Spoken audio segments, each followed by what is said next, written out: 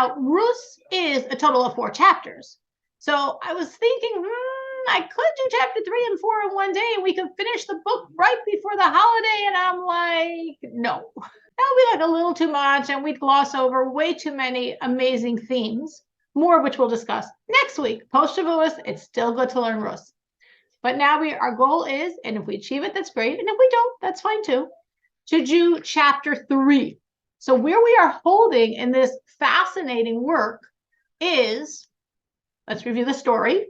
Boaz, the leader of the generation, the judge, which was at that time the leader of the Jewish people, quasi-political and spiritual leader, the judge of the generation, Boaz, who's 80 years old, is the second closest relative to Ruth, this convert from Moab, big question mark about this whole Moab situation, dead husband. She'd been married for 10 years. They had no children. She is now penniless, returns with her amazing mother-in-law. What a relationship between a mother-in-law and a daughter-in-law. Like, wow. They come back and they had nothing to eat. So Ruth had gone to the fields to glean. She happened to go to Boaz's fields. He notices her. He happened to be there. He happened to notice her. They talk, and he extends a lot of kindness to her. He has his men sort of casually drop extra things. He tells her to stay with the other girls that are working for him. He's really kind. So what was not written in chapter 2, but the backstory was Naomi and possibly Ruth were thinking, he's being really nice to me. Maybe he's going to marry me. Now, why would he marry her? Because there's a mitzvah. There's a commandment called yibum. We're not going to discuss it in detail today. We'll probably discuss it more next week. But as we know yibum, yibum means that when a husband passes away, never had a child, married to a woman who never had a child, and they both physically can conceive, neither of them are infertile, but they just never had a child, then there's a mitzvah on the deceased husbands. In our days, we would say brothers, but really, as went down originally biblically, closest male relatives, to marry the widow to produce a child that would continue the line of the dead man. That spiritually, this child also had spiritual energy of the original deceased husband. As we practice yibum, it's only the brothers. But in original times, it was really the closest male relative. And that's why, of course, the story of Yehuda and Tamar that we discussed several times in this class, Yehuda, in essence, was doing yibum, and he was a father-in-law, the father of the deceased man, and that was part of yibum. Now, we don't have any brothers. Both of the brothers died. So we have 2 male relatives. We have, her dead husband's name was Machlon. We have Machlon's uncle, Tuv, and we have Machlon's cousin, Boaz. Those are the 2 male relatives that exist. Obviously, these families were a little nuclear in those days, at least at that time. It's so nice you made it. Wow, this is a special evening. We have Dorit, who is possibly cleaning or cooking for the holiday. And we have Torah. That's what we're celebrating. So what better way than to say, God, we appreciate it, is by actually learning. We used to say open up the book, but now we could say open up the computer and actually learn. This is great. And that's actually what we're supposed to be doing during the holiday. The evil inclination, the Yetzer Hara that we have in that one vantage point of studying Torah does not exist for those 48 hours. I wanted to ask, where did is it a minhag of the learning all night and the Torah studying during Shavuos? It is a minhag. It is not a minhag that women took on themselves. So you can comfortably sleep. It is a minhag that men took on themselves. You know, like we don't always have to do everything the men do. Only the things that work for us. It's a minhag that happened from the first Sukkot. Well, sort of the same time. The first Shavuos, 3,335 years ago. The minhag started because it says that the night before God gave the Torah, everybody went to sleep. They went to sleep early, and the bugs didn't bite, and they had a very sweet sleep, and they slept soundly. And God's like, what? You're sleeping away? Aren't you like excited and all about to get my Torah, and you're sleeping away? So to rectify that, damage control, ever since the men have stayed up all night. I mean, all night means until technically it's morning, which is in Chicago this year, I think about 3:30 or so in the morning, roughly 3:40, something like that. And learned to say, no, God, we're really excited. We really want this. It's actually an interesting question. If they were so, this is totally parenthetical. Someone's wondering how this ties into Ruth. Everything ties into everything, but just going on to Ruth's train here. It's very interesting because the question is, what were the Jews thinking? I mean, here they had 49 days counting, like literally every day. The next day, the next day, the next day. And they're working on themselves and they're working on themselves and they're working on themselves. And we all know they started at the lowest level of impurity and they got all the way to the top level of purity. And they were so holy that they had so united. Only time in our history we reached this pinnacle of perfection that 3 million people felt like one man with one heart. And then they went to sleep. Bob Trevor has an interesting thought, and then he explains that the reason why they went to sleep was because they actually thought that was the best way to prepare for getting the Torah. They thought, listen, we spent 49 days. We reached our max. We worked, we refined ourselves. But of course, we're so far from where we could be. So we're going to sleep, which means we're like giving it over to God. God, you take care of the rest. We did everything we could from below. You come in from above and just lift us up the rest of the way. That was their thought. It was a holy thought. And that's why the sleep was so sweet and the bugs didn't bite. But it was wrong. As we see, we repent for it every year. Because God says, no, I didn't give Torah to 3 million angels. I gave them to human beings. I understand you're not perfect, but I'd much rather you work on yourself than you have me polish you. So that is why every year, ever since, the minhag, the Jewish custom, and of course we're told, minhag Yisrael Torah, it's incumbent, all the Jewish customs, is to stay up all night for the men. But for us, we don't have any obligation to do that. But in general, we would like to study Torah as much as we can, whenever we can. Of course, you're going to shul and Knesset, and you might be serving meals, and you might be cleaning up for meals, and you might be eating meals. And between all that, we'd like to learn. Because it's like God saying, I'm giving you myself. And we're like, great, when we have some time. So when we actually learn, what we're saying is we appreciate it. And it's very beautiful, this thought that, like, why do we learn? Well, we learn because we're commanded to learn. We learn because we got to know what to do. We learn because we want reward. We want blessings. But none of that's what we're talking about. Not learning to know what to do, not learning for the command, not learning for the reward, not learning for the blessings. We're learning because we love God. We say, God, we want to give you a hug. Like a child wants to give his parent a hug. Why? Because he wants brownie points, because he wants your credit card? Sometimes just because he loves you. So we're saying, God, we love you. We want to give you a hug. And how do we give you a hug? We learn. So especially over Shavuos, that's the idea. And actually, just one other thing while we got on the subject of Shavuos, and then we're getting back to our story. This is all commercial. It's really important on the first day of Shavuos to go to shul, to be there when God gives us the Torah, because we're told that every year we get it again. So this year we get it for time 3,335, not just the same thing we got for 3,334 times, each time from a different level, each time from a deeper level. And when we're literally in the Beit Knesset, when we're in shul, when the Torah is being read, that's the moment we're receiving it. So when we go, we're saying, yes, God, we want your Torah. We want to be here. We want to get it. Of course, the irony is that's probably the day of the year where the least women ever go to shul. But it's actually probably the most important day to go to shul of the entire year. If you're going to go once a year, you don't need to go Rosh Hashanah. You can hear the show for somewhere else. You have no need to go Yom Kippur. But the first day of Shavuos, you should be in shul, you should be in the Beit Knesset, in the synagogue, to hear as the Torah is being read, and to be there physically. And as you're there, to envision you're at the foot of that mountain, and God's giving you the Torah, and you're saying, yes, I want it. I want this relationship. I want to be a part of you. I want to be your people. I'm taking it all in. You're giving it, and I'm taking it all in. So that's Friday, whatever time, they do it by you. All right. Now we're going to get back to what we're talking about before it came on. So we were reviewing the story to know what we're talking about.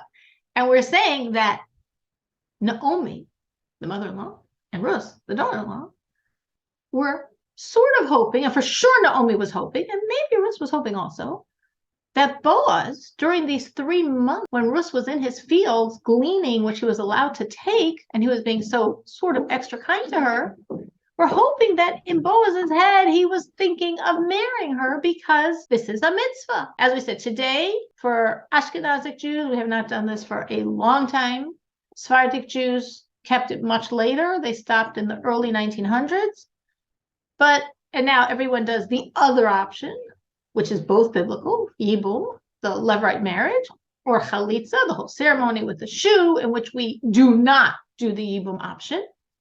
But in original times, of course, the ideal was the Yibum marriage. That's far better spiritually than the other alternative, the Chalitza ceremony. That's doing the point. Having a marriage, creating a child that will bring peace and continue, in a spiritual sense, the deceased man's line. So they were hoping Boaz is in line. He's a cousin. He's being really nice to us. Maybe, possibly, hopefully, he's thinking of offering to get married. And it didn't happen. 3 months passed and nothing happens. Again, I don't know if this was totally in Ruth's head. That's not as clear, but definitely it was in Naomi's. And then Naomi's thinking, okay, well, he was sort of busy, 3 months of, gathering the crops. And of course, he's also the judge of the Jewish people and the spiritual leader of the Jewish people and the political leader of the Jewish people. What's going on? Plus all of this harvest. All right, now the harvest is over. It's time for his to present himself. And it doesn't happen. And now Naomi is thinking, what do I do?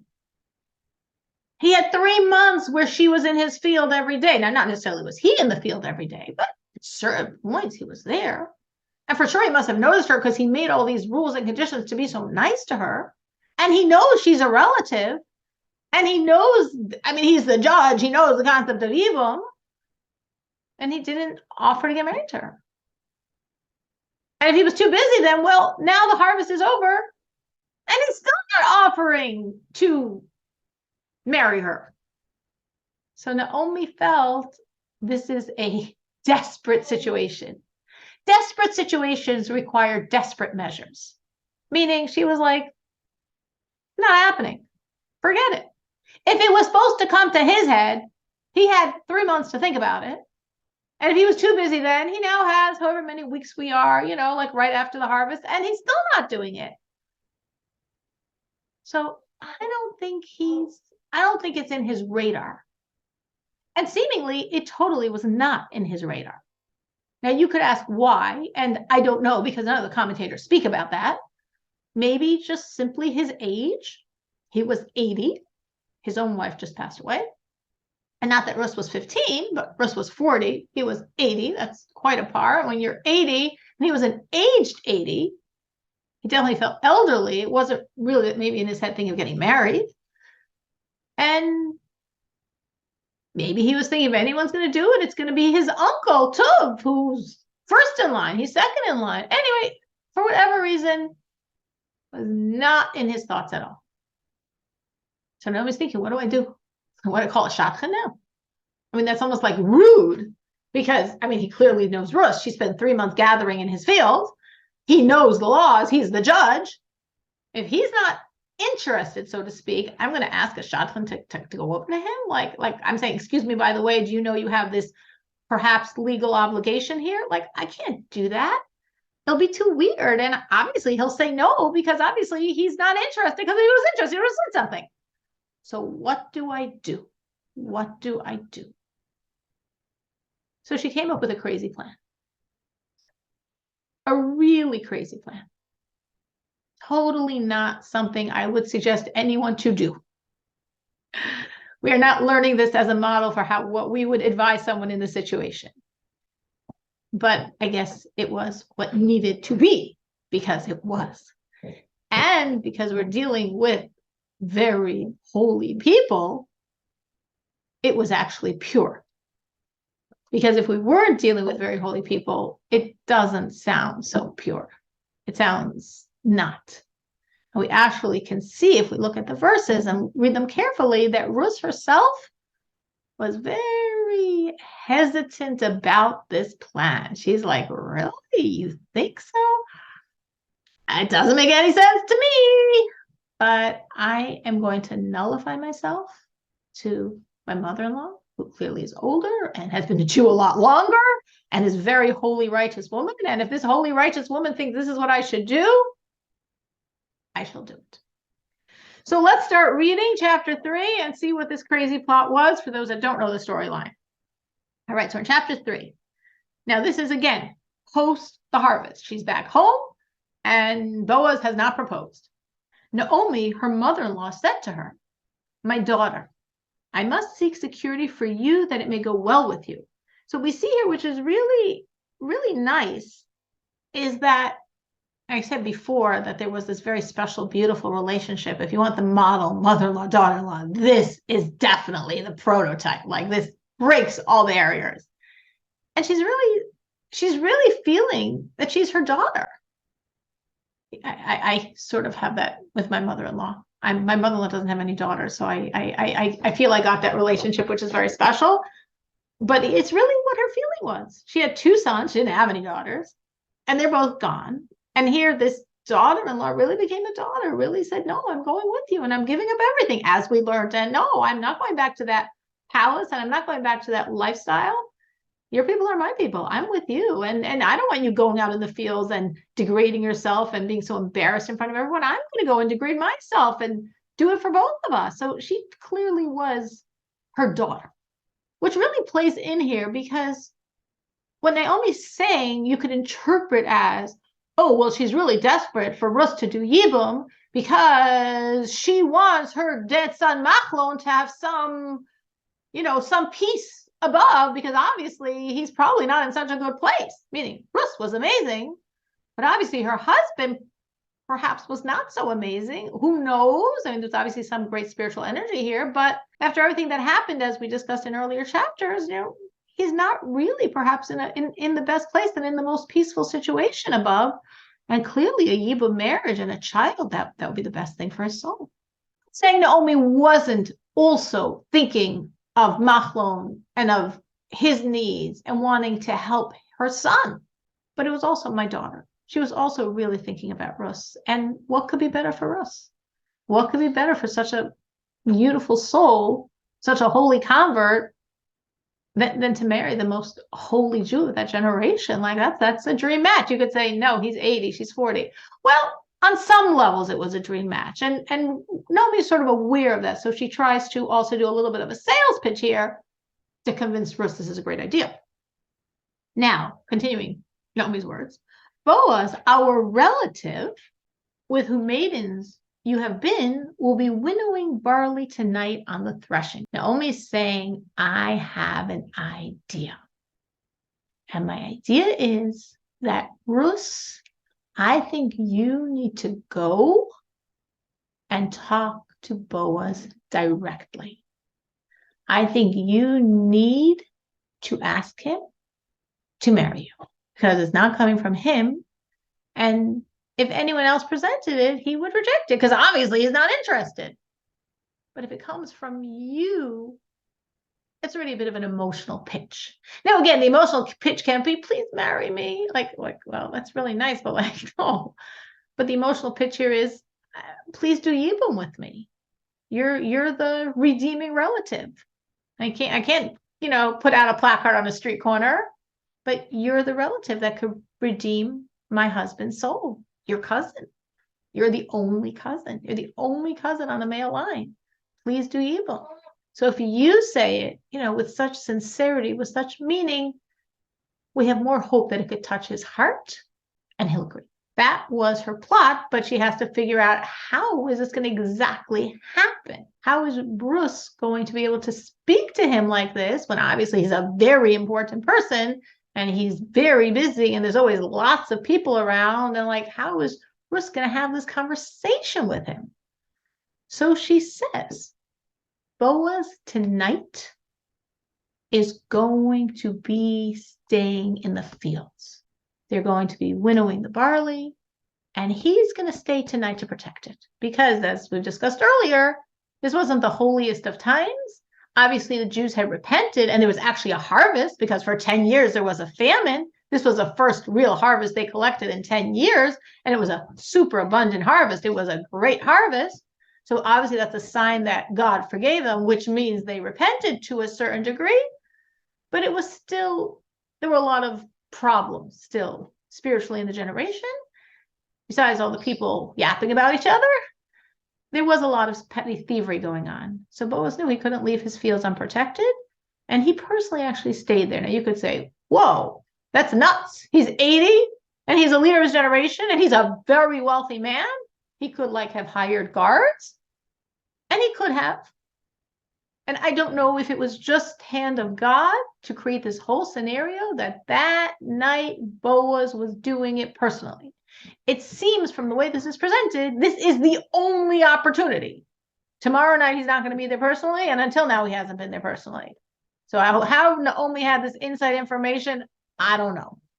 But she knew he was going to be there. And again, maybe we could say, this is just extrapolation because this wasn't written in the commentaries, but maybe it's akin to the idea, maybe he learned this from Yaakov, that when he was ferrying his whole family in their flight from Lavan and from Esav, says he realized that he left some small vessels behind. And Yaakov personally went behind to get those vessels. And it's like, whoa, he had a lot of servants. He had a lot of children. Why did he personally go back in the middle of the night to get these vessels and actually then met the angel of Esav and had a whole fight with him till the morning? Why did he do it? And the answer is to teach us to value things, to not prioritize them. We don't prioritize things, but things have a value, and we don't waste, and we take care of our possessions. So he went back personally. So maybe akin to that, Boaz was saying, I have to take responsibility for this myself, or maybe it was just like everything else we've seen in the story. Hand of God to make this happen. Because otherwise it seems a bit irrational. It doesn't really seem to make too much sense, but this is what it was. Naomi said he's going to be there tonight. So, therefore, bathe and anoint yourself, get dressed in your nicest clothing, and go down to the threshing floor. But don't make yourself known to him until he's finished eating and drinking. And then when he's going to lie down, look where he's lying down, uncover his feet, lie down. He'll tell you what you are to do. So she gives her these almost bizarre instructions. Again, to put them in my own words, I just read a few verses together so you should get the whole picture. She's saying, listen, Ruth, Boaz didn't propose yet. We got to make this happen. He's going to be in the fields tonight. I want you to go get dressed nicely. It's actually interesting. The commentators say, what does it mean get dressed nicely? Well, she had, how many garments did she have? She had her regular clothing, and then she had another garment for Shabbos. Put on your Shabbos clothing. And actually, this is a source from which we learn you're supposed to have special clothing for Shabbos. So put on your Shabbos clothing, bathe, as if normally she's dirty and smelly, bathe, put on your Shabbos clothing, go to the field, and he shouldn't know you're there. He's going to eat, he's going to drink, he's going to go to sleep. You're going to go to his feet, and then let it play out. This is what she told her. Now, obviously, there's a lot of discussion on exactly what she meant by a lot of the nuances going on here. There was a lot, there's so much, and there's so many ideas and there's so many different levels of interpretation on some spiritual levels, like Kabbalistically, the Zohar says this idea of Naomi says, Trust, I have to get security for you. So on the pragmatic level, well, you're not married. You're my daughter. I love you. And you have no security now. If you're not married, you have no security. You have no income. You have no one to take care of you. You'll get married. He'll give you security. On the Kabbalistic level, on the Zohar, it says the security is really a peace and a security, not so much for Ruth, but for Machlon, for her deceased husband. But because her deceased husband was not at rest, I thought this was a fascinating idea, she's not at rest either. That until your deceased husband's soul is at peace, something inside of you is feeling unrest. You're not at peace either. If we can get this together, if we can get this marriage happen, if we can do yibum, machlon, your deceased husband will come to peace. And when his soul is at peace, that disturbed, agitated feeling inside of you will find peace as well. So that's the Kabbalistic understanding of it. And then there was many, many details here. I'm not going to go into all of them. Obviously, we're not going to have time to do that. But a lot of the little details she said was sort of like her sales pitch, like, it's really worth marrying him. Because I know you might not want to. You could say, well, why not? But I mean, like, Boaz was 80. Like, literally. He was an old man. Literally. He actually died the morning after they got married. So he was old. So, I mean, Ruth, even though she was 40, but she was beautiful and relatively young. She had years ahead of her. And you might say you're not interested in marrying this old man. You know, you want to marry someone that you could build a life with together. So not only many of the details of what she said, which I'm not going to review, so now she was like, you know, doing her sales pitch, convincing he's such a good person, he's such a holy person, he's such a spiritual person. All right, maybe you're not going to have so many years together on earth, but you'll have eternity together, and he's the holiest Jew of our times, and you'll have such bliss and happiness spiritually and physically by being married with such a wonderful person. So there was a lot of that embedded in her words that's there. Now, what's this whole idea? And again, there's so many ideas. I'm skipping over. I'm just touching on a few. But what's this idea of like bathe yourself? Like, you know, you know, obviously she must have been a clean person. We assume that. And obviously if you're having a very significant meeting, you probably know yourself to take a nice, good bath. So on a spiritual level, the commentators say when it says bathe yourself, it actually meant a ritual bath, or the implication of a mikvah, an immersion, which means separate yourself from all idolatry. Now we're like, oh, this is Ruth. Ruth has been so holy. Ruth is the embodiment of the convert. That's why we study this on Shavuos. This is why this is read in many synagogues on Shavuos. We're all, in a sense, converted. We all became Jewish on Shavuos, so we read about the ultimate convert, Ruth.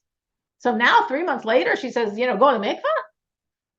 So to explain something I thought was very interesting, that after a person converts, the conversion really ends 3 months later. There's a 3-month period. This is the Bach quotes a midrash that says that there's some remnant of impurity on the convert for 3 months. Now the 3 months have ended, right? Now, of course, you could say, wait, she converted 10 years earlier. But as we explained at length when we studied the early chapter, that she did, but we didn't know how sincere it was. So now we know it was really sincere. So in retrospect, for the past 10 years, she's been Jewish. But on another level, it's like now she's really converting. Now it's real deal for the whole world. She's a Jew. So there was like this 3-month period until the last shards, the last shreds of any idolatrous behaviors from the past were able to fall away from her. So Naomi was actually saying, go to mikvah, like one more time, just as an expression of this complete cleansing. And therefore now, notice how all the strands perfectly come together. What a well-plotted novel, of course. Lahavdil, it's not a novel, but I'm saying just as in there, like every piece has to. So exactly at the moment when you are actually ready, it's been 3 months since, that's exactly the moment when we have a one-time chance to speak to Boaz about this. And it all perfectly converges. And that's the hand of God. Now, the truth is, that happens with us every single day. And sometimes we even notice it. Like, oh my gosh, you know, we use this phrase, what hashgacha pratis? What hashgacha pratis? I happen to be here. This happened to happen. We went around. If I was within a group of 100 people that I didn't know, I could say to every one of them, tell me a personal hashgacha pratis story. I might have explained the concept. Tell me a personal time in your life where you saw this hand of God. And I have no question. Every single person would have one or myriad of situations where, like, it was unbelievable. Exactly this and it all worked out. And we have this people that are focus, see this like every single day. And this is like such a model. Exactly the only night we have available to beseech Boaz is exactly the moment when you're actually ready. Because until now, it could have been a little too early. Now is the time.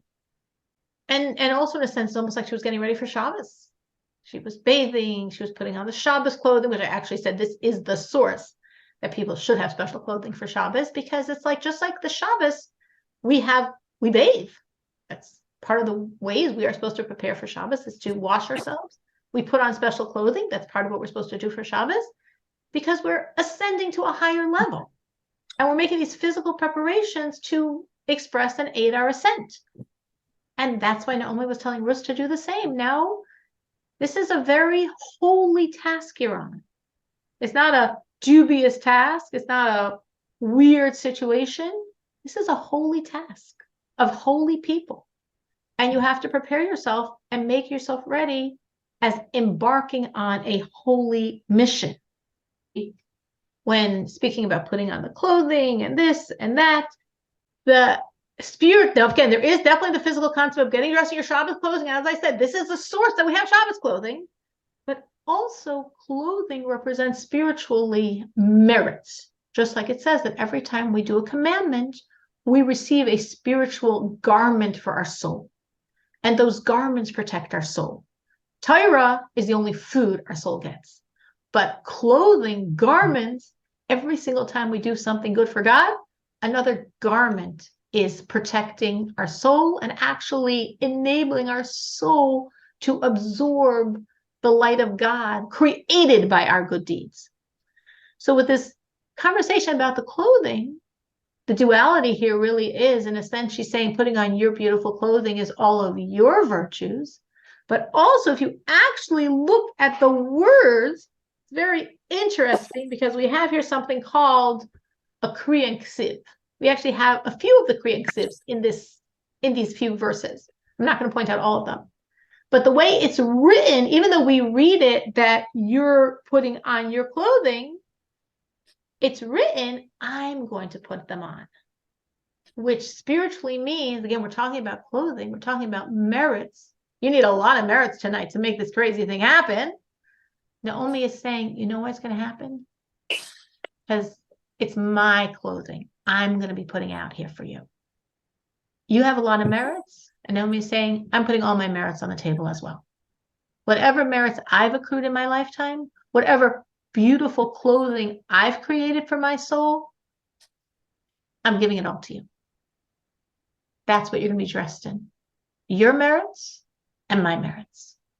And with all of those merits, with a lot of help from God, this will happen. And there's, again, many different verses and words here that commentators explain the same way. Also, it says, you'll go down. And again, the Kriyan Ksiv is, I go down. Naomi's saying, I'm going down. No, Naomi's saying, Ruth is going down. So again, the commentators explain the same concept, that Naomi is saying, yeah, I'm staying behind, but my merits are going to go down with you. You're not going to be alone. All of my merits are going to be dressing you and clothing you, protecting you, because that's what the idea of the clothing actually is, protection. And this will be, this will work. This will work. This will be what we want from it. In the purest, holiest vision, this will end in your marriage, and that's the point of it all. Now, it's interesting. Again, there's so many places here where it says the same idea. When it says when you lie down, it's also the way the Ksiv is, I will lie down. Throughout here. I'm not going to stop at each one because I keep stopping on this. There's already 3 times I've told you this idea. But embedded in all these words, Naomi is repeating again and again this same theme. You're not going to be alone. I'm going to be with you. How am I going to be with you? Because my merits are going to be with you. All the rewards that I have accrued through a lifetime of serving God, they're all going to be there. They're all going to be dressing you, protecting you, enveloping you. I know it feels like you're going alone to do something that doesn't feel very safe or comfortable, but I'm going with you. And everything I've done in my lifetime is going to be your protection, and it's going to happen. Now, when she was doing this, so what was Ruth feeling? Ruth was feeling, what? This doesn't feel right. This doesn't feel so modest. A Jewish woman, we learned what was so special about Ruth that Boaz noticed her. I mean, there are various explanations given, and they're all concurrent. They all work together. And some said that she was so careful with Jewish law. Most of the people didn't know the law or weren't careful with the law, and she was very careful.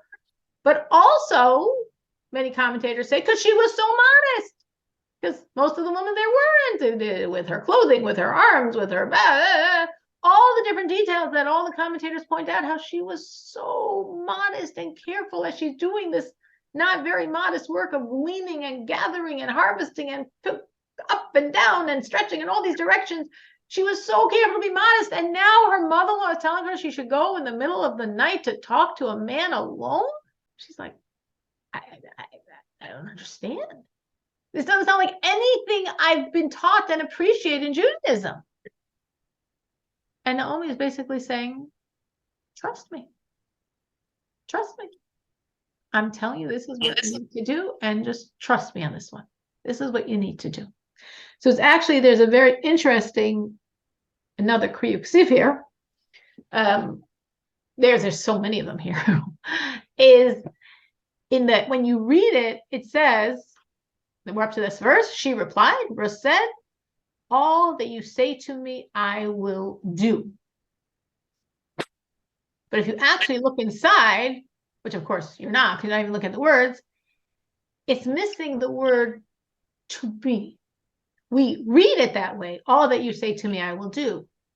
But it's actually not written. And why is it missing that to me? So there's many different explanations, but one that I think really resonated with all of this is like Ruth was saying, to me, this makes no sense. To me, I don't want to do this at all. But I'm trusting you. You're my mother-in-law. You're in the stead of my mother on many, many, many levels. This is what you're telling me to do. It doesn't seem like how I was trained. It doesn't seem the road. But it's not for me. To me, the to me is absent from this word. The to me is not there. Because to me, it doesn't jive. It doesn't make sense. It doesn't feel good. It doesn't feel right. I don't want to do this. But I'm going to put that all on the side. And I'm just going to follow you.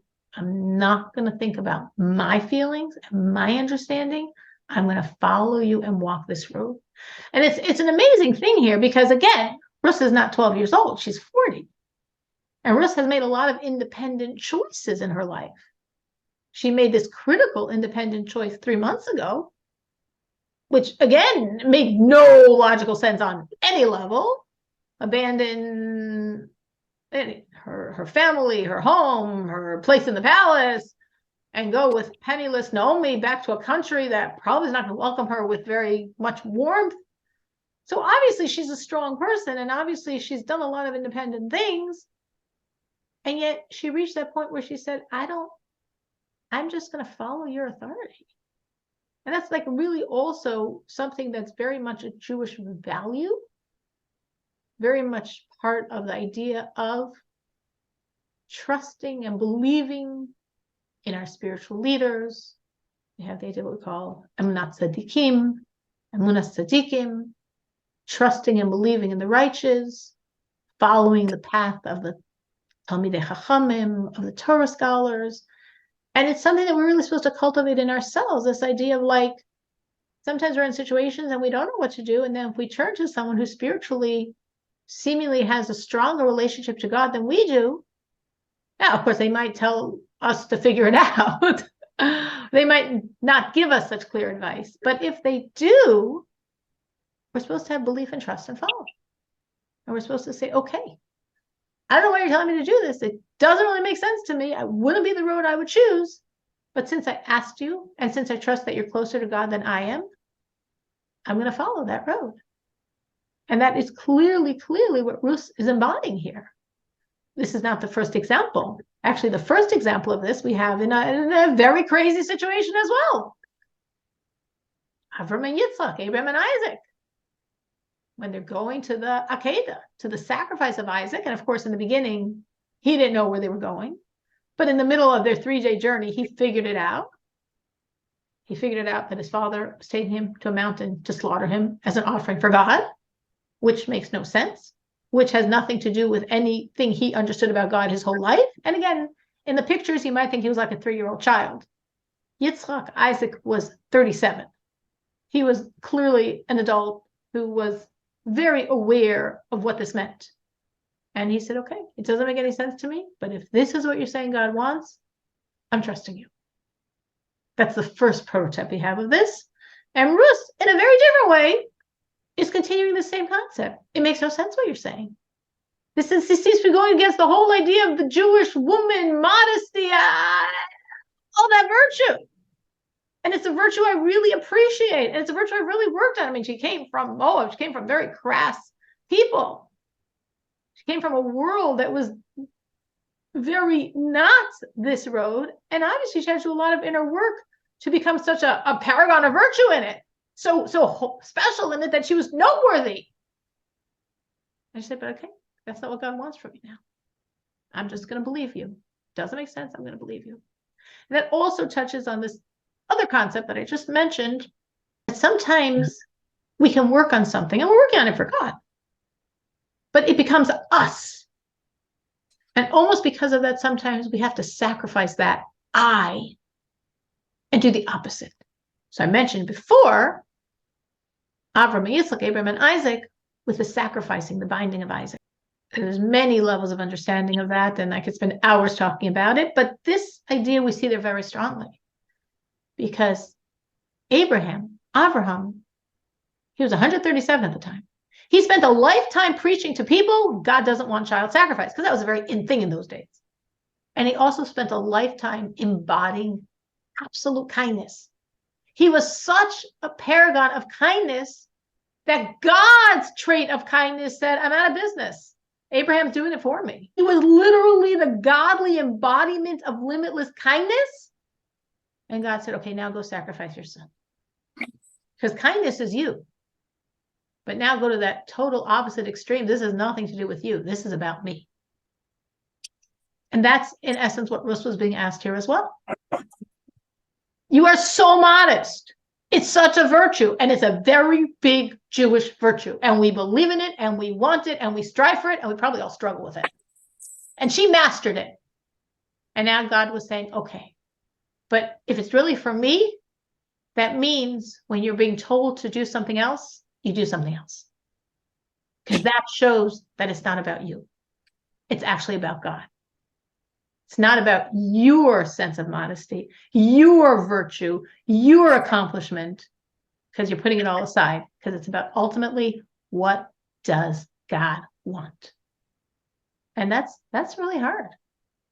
Every one of us. I mean, maybe you've been in situations like that where you've been asked to do things that don't feel comfortable and right and how you like to behave. But if this is what the situation demands, then it's like, okay, is it about me or is it about God? If it's about me, if it doesn't feel comfortable, no, I don't do that.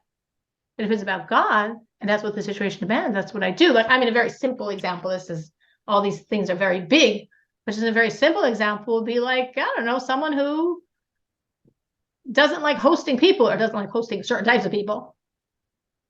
And she's a wonderful hostess for the people that she's comfortable with or for her family, and celebrates the Shabbos and the holiday. And maybe she's been baking her cheesecakes for 3 days. I haven't started doing anything yet. That's all going to happen tomorrow. But if it's a need, she'll put all that on the side and say, okay, I don't like doing this. I don't want to do this, but God, this is your need. I'll have that person over. Or I can't give a class. I don't do that. Oh, but this is the need for whatever winter dressing of a story I'm not going to make up right now. Okay, fine. It's not what I like to do, but God, it's what you need. So I'll do it. And we all sometimes are in those types of situations where it's sort of very clearly expressing, is it about you or is it about God? And that's what Naomi, in essence, was telling us to do that night. So she went and she did it. And again, also many details here as the commentators point out the same theme. Like it says, she did exactly what her mother-in-law instructed her. She didn't understand this at all. She didn't feel comfortable with it at all, but she's like, okay, I'm just being a soldier. I'm just being obedient. I'm just doing what my mother-in-law said. As the verse says, so went down to the threshing floor and did everything as her mother-in-law instructed her. Boaz ate and drank. His heart was good, was happy. He went to lie down at the end of the grain pile. He's all alone. Obviously, when he was, doing all the threshing, there's plenty of people there. But then he, again, for some strange, irrational reason, this 80-year-old wealthy man saying, you guys all leave tonight. I'm guarding the field. And what are you going to do if some thieves come? And why don't you hire someone? And you've got plenty of workers. I decided tonight I'm guarding the field. And she came like secretly, quietly, uncovered his feet. Why? Because that's what her mother-in-law said, for lots of spiritual reasons that we don't have time to talk about now, and lay down. So she just sort of lying there. She didn't know what she was supposed to do because that was the end of her instructions. That's what Naomi said. Naomi said, you bathe, then you get dressed, then you come, and when nobody sees you, and you uncover and lie by his feet, and then we'll see what happens. So that was it. She was done. Now she doesn't know what to do. So she's just sort of like praying and like, okay, God, I don't know what I'm supposed to do, but I did what my mother-in-law said. I'm listening to you. I'm putting myself on the side. What's supposed to happen? And what happened was, in the middle of the night, the man was startled and turned around, and there was a woman lying at his feet. So in the middle of the night, according to some, something woke him up. According to others, no, every night. This was his custom because he was a very holy person and the spiritual leader of his generation. So always in the middle of the night, he would get up when the rest of the world is sleeping, and he would look. So he gets up, but suddenly he sees there's an apparition on his feet. And he's like, wait, is that a human? Is it a what we call a Shindala? Is this some form of evil? Like, is this a woman-like form of some evil force? I mean, I'm alone in the field. What, am I imagining things? I'm not hallucinating. What's this at my feet? And it's very interesting. We're not going to have time to find out what happened. This is a cliffhanger. The conversation is going to continue in a week. But it's interesting. Just there's a lot. Again, many commentators say the same thing based on different words or different verses. But something that's brought out throughout this is obviously the purity and holiness of Ruth and of Boaz, on many dimensions. Obviously, you could say, in a sort of licentious way, he's alone with this woman, but on another way, and a more maybe realistic way, we know he's a very holy person. But if any person is in a situation, somebody wakes up, suddenly there's a woman, what is she doing? And the natural human response is to be mad at her. It's to be really upset with her. It's to be like, what do you think? What are we doing here? What do you want to start spreading bad rumors about me or about you or about both? I mean, like, I'm not going to touch you. I'm not going to do anything with you, but what are you doing? Are you crazy? Here. And what we see, we'll see in a week, is that he's so kind and gentle and soft and gives her all these blessings. He understands her, he hears her, and it's like, it's so bizarre. It's so counterintuitive how anyone would act in this type of situation. Again, obviously, a crass, inappropriate person would do something very different, but we're not talking about that. That's not our concern here. But a regular person would still be very upset. Even a better person would still like, what are you doing? And why are you doing it? What are you thinking? You're accosting me in the middle of the night. Like, what's going on? And he blessed her. And many different commentators bring out this idea of how special and holy and good and kind and compassionate he was on all of those levels. That instead of being upset at her actions, he just understood what was driving her, and he was comforting her, reassuring her, and promising her, not that he would marry her, but that he would help her and he would take care of the situation. It's actually very interesting, because King David Now, again, these are the great grandparents of King David, right? From the marriage that does happen, ruining the end of the storyline, but yes, they do get married. From the marriage of Ruth and Boaz came a child, from whom came a child, from whom came a child, from whom came David. So King David, David HaMelech, is the great-grandchild of this marriage. And so 4 generations later, when King David, in his Psalms and Tehillim, he says, at midnight I rise to thank you for your righteous judgments, for the miracles that happened in the middle of the night. And the Midrash states that what is he referring to? He's referring to the righteousness you created for my great-grandparents, for my great-grandfather and great-grandmother. Because normally in that situation, in this case, Boaz, would have cursed this woman. And if he had cursed her instead of blessing her, I would never have been born. My great-grandparents would never have married. So thank you, God, for the kindness and the miracles you made in the middle of that night, that when my potential great-grandfather saw my potential great-grandmother at his feet, instead of doing the normal thing, the anger, the cursing, the disgust, the horror, God, you made a miracle because he blessed her. He understood her heart. He comforted her. And of course, in the end, he married her. All right. We will stop at that point. We are in the middle of chapter 3. You should all have a wonderful Shavuos. We should all accept the Torah with joy, with inwardness. You should all make it to synagogue Friday morning, whatever time in your place they read the 10 Commandments. We should be there physically with our children, with our husbands if we can get him to come, and definitely with every one of our children, to be there, to hear it, to absorb it, to experience it, to say, yes, God, you're giving it, and we want it, and we appreciate it. And over the 2 days of the holiday, we should find time to give God that hug of learning and of saying, yes, we love you, and we want you, and we know through Torah that's how we get you.